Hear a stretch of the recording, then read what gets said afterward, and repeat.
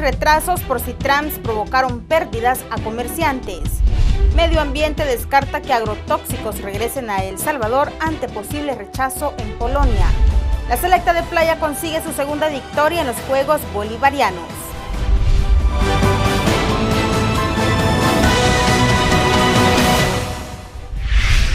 Iniciamos una nueva semana más y es un placer que usted se informe con el noticiero de la prensa gráfica. Bienvenido, soy Ángela Medina.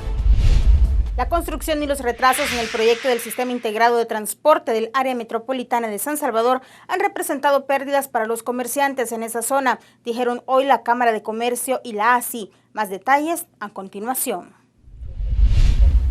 Representantes de la Asociación de Industriales y de la Cámara de Comercio brindaron un informe sobre las afectaciones que está causando el retraso en el Citrams.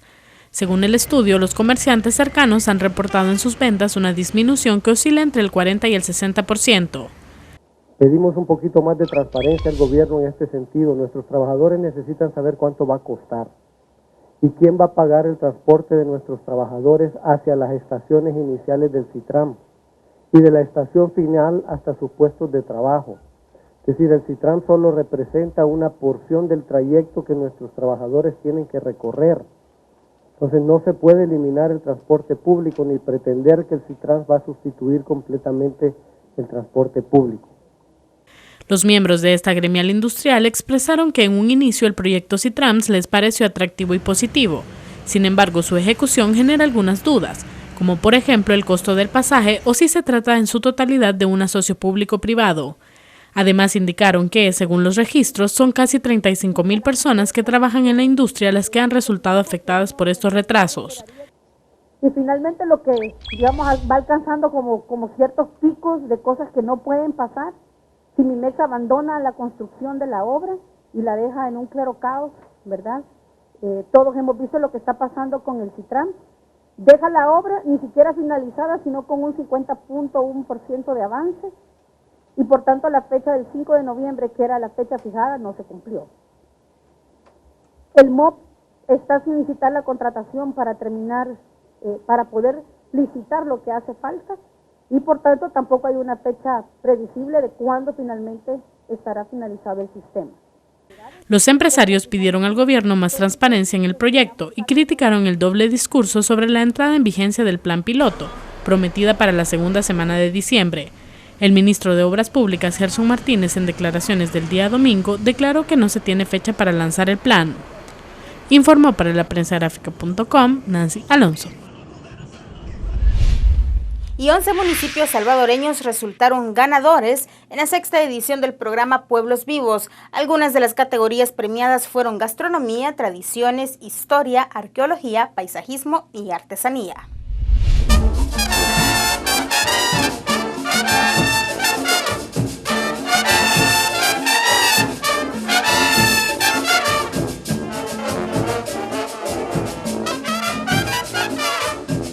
Con música y baile, el Ministerio de Turismo premió a los municipios ganadores de la sexta edición de los Pueblos Vivos 2014. El turismo hace ingresos para el país. El turismo internacional, por supuesto, hace más ingresos. Y aquí quiero decirle a El Salvador que hemos logrado batir los récords de 32 años de turismo. Este 2014 vamos a cerrar como nunca antes, inédito. Hemos pasado los 1.000 millones de gastos turísticos que van a la familia salvadoreña. Este programa permite conocer la oferta turística de cada uno de los municipios, propiciando su desarrollo económico local. Durante los 2 días de feria, un aproximado de 80,000 personas disfrutaron de la gastronomía, tradiciones, costumbres y ofertas turísticas de los distritos participantes. Hay ciertamente indicadores que nos muestran que en 2 días llegan más de 80,000 personas. Alguien me decía, una alcaldesa me decía que hiciéramos toda la semana y acabamos muertos, no podemos. Una semana no se puede. Increíble esto, ¿eh? Según el MITUR, hay 235 alcaldías inscritas a Pueblos Vivos, lo que representa un incremento del 320% desde que se realizó por primera vez en 2009. Informó para la prensagráfica.com Jorge Mejía. El Ministerio de Educación recibió un donativo de libros que abordan temáticas relativas al cuidado del medio ambiente. Más información en la siguiente nota. A través del gobierno China-Taiwán, la Fundación Plantando América entregó hoy 5.000 libros al Ministerio de Educación sobre temáticas como arborización, reforestación, conciencia ecológica y formación en valores. Se ha empeñado en crear conciencia en los jóvenes, en los niños, en sus maestros, acerca de este tema, que mucho se dice, pero poco aterriza. Se dice, hay que cuidar el árbol, pero ¿cómo, no? ¿Cómo tú haces que la población, pues, adquiera ese compromiso? El programa Plantando América busca sensibilizar a niños, niñas, jóvenes y adultos acerca del programa del deterioro del medio ambiente con acciones como la siembra de árboles y un seguimiento continuo documentado a través de fotografías. Me complace mucho que a través de la gestión de mi embajada se está contribuyendo con este programa con la educación ambiental de niños, niñas y adolescentes de ese país amigo por medio de la donación que explican a detalle cada uno de los elementos desarrollados. Más de 40.000 niños del sistema educativo salvadoreño han sido beneficiados con este programa desde que comenzó en 2010. Informó para la prensagráfica.com Jorge Mejía. Esta mañana se conoció que el Ministerio de Medio Ambiente de Polonia rechazó el cargamento de residuos tóxicos procedentes de El Salvador que iban a ser incinerados en ese país, mientras que en El Salvador la ministra de Medio Ambiente descartó que el cargamento regrese. 6 contenedores con 91 toneladas de materiales tóxicos habrían sido rechazados por las autoridades ambientales de Polonia debido a protestas vecinales al sur de ese país, en la zona donde se ubica la planta incineradora que va a procesar el cargamento. Luego de este informe, la ministra salvadoreña de Medio Ambiente, Lina Pol, aseguró que los agrotóxicos retirados después de 30 años de abandono en San Luis Talpa no regresarán al país. En la página web del Ministerio de Medio Ambiente polaco se informa de la decisión de rechazar el envío tras una conversación entre el ministro del ramo y el director de la planta incineradora. Informó para la prensagráfica.com Carlemi Salinas. En el campo internacional en México, la identificación del ADN de uno de los 43 estudiantes desaparecidos en Iguala reforzó la hipótesis de la Fiscalía que los jóvenes fueron masacrados y sus restos calcinados por el crimen organizado en complicidad con las autoridades municipales. Es la ofrenda a la memoria de Alexander Mora Venancio, el primero de los 43 estudiantes mexicanos desaparecidos cuyo ADN ha sido identificado, era honrado este fin de semana por familiares y amigos. En su casa, en el municipio de Tecuanapa, en el estado de Guerrero, el padre del joven, Ezequiel Mora, expresaba su indignación y tristeza. Más que nada, coraje, porque siento el coraje por cómo me lo hicieron, mi hijo, lo quemaron.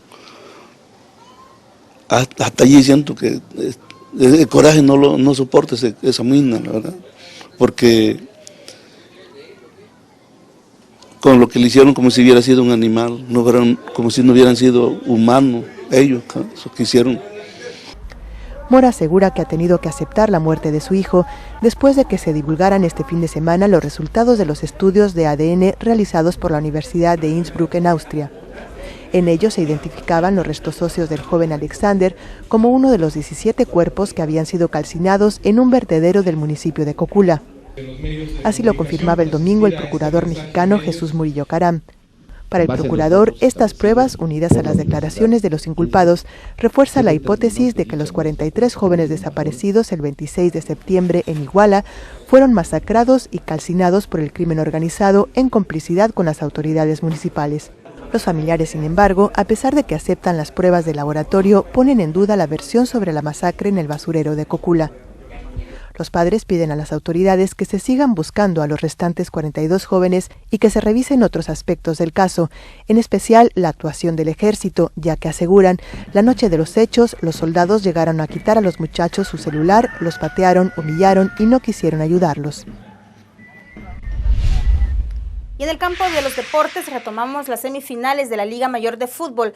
Este sábado empataron sin goles FAS contra Águila y Metapan contra Santa Tecla. Por primera vez se firmaron 2 empates sin goles en semis en una misma fecha. Tanto FAS como Metapan se complicaron con el resultado obtenido como locales. Águila buscará una victoria y no se confía de su ventaja por mejor posición, y a Santa Tecla le bastará un empate para el pase a la final del torneo.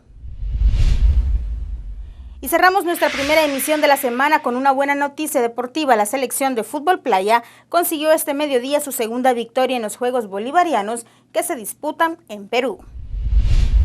Después de un contundente 7-3 sobre Bolivia, la selección salvadoreña de fútbol playa consiguió el mediodía de este lunes su segunda victoria en los Juegos Bolivarianos que se disputan en Perú. La victoria de hoy fue de 3-1 ante Venezuela. El juego fue intenso y los goles cayeron hasta el último periodo con un doblete de Abraham Enríquez y una espectacular chilena de Elmer Robles. Con este segundo triunfo, El Salvador continúa líder del Grupo B con 6 puntos. El siguiente partido se jugará mañana ante Ecuador a las 12:45 del mediodía, hora salvadoreña. Informó para laprensagráfica.com Carlemi Salinas. Llegamos al final de nuestro espacio informativo, no sin antes invitarle a que no se pierda todos los detalles del acontecer deportivo nacional e internacional en nuestro noticiero LPG Deportes en el Media Center de laprensagráfica.com.